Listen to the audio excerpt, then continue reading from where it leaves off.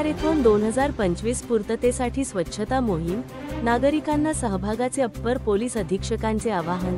धुळे जिल्हा पोलीस प्रशासन दरवर्षी आयोजित करत असलेल्या धुळे मॅरेथॉनचा तिसरा सीझन धुळे मॅरेथॉन 2025 आगामी 2 फेब्रुवारी रोजी होणार आहे।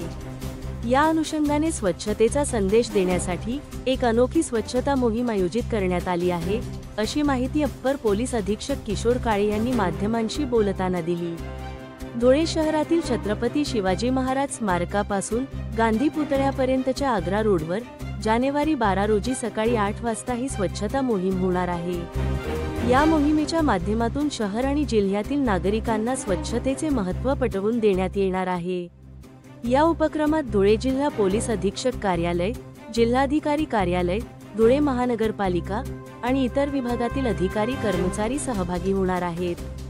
अप्पर पोलीस अधीक्षक किशोर काळे यांनी शहर व जिल्ह्यातील सर्व नागरिकांना या मोहिमेत सक्रिय सहभाग घेण्याचे आवाहन केले आहे।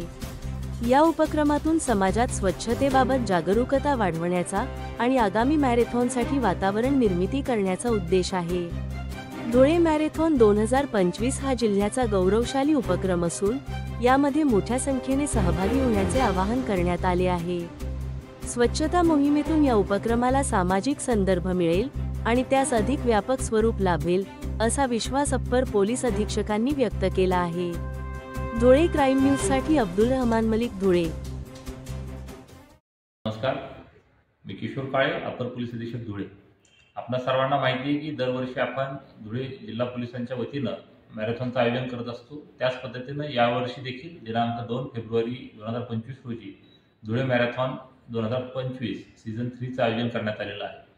सदर मॅरेथॉनच्या प्रमोशनसाठी आणि त्याच अनुषंगाने त्यामध्ये धुळे शहर व जिल्ह्यातील सर्व नागरिकांना स्वच्छतेचा संदेश देण्यासाठी येत्या रविवारी दिनांक 12 जानेवारी रोजी सकाळी 8 वाजता छत्रपती शिवाजी महाराज पुतळा ते गांधी पुतळा अशा ठिकाणी आम्ही आग्रा रोडवरती स्वच्छता मोहिमेचं आयोजन केलेलं आहे। त्या स्वच्छता मोहिमेमध्ये जिल्हा पोलीस अधीक्षक कार्यालय, कलेक्टर ऑफिस, मनपा तसेच इतर सर्व विभागातले अधिकारी व कर्मचारी सहभागी होणार आहेत।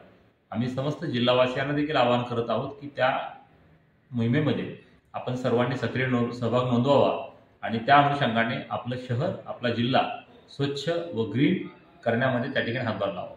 धन्यवाद।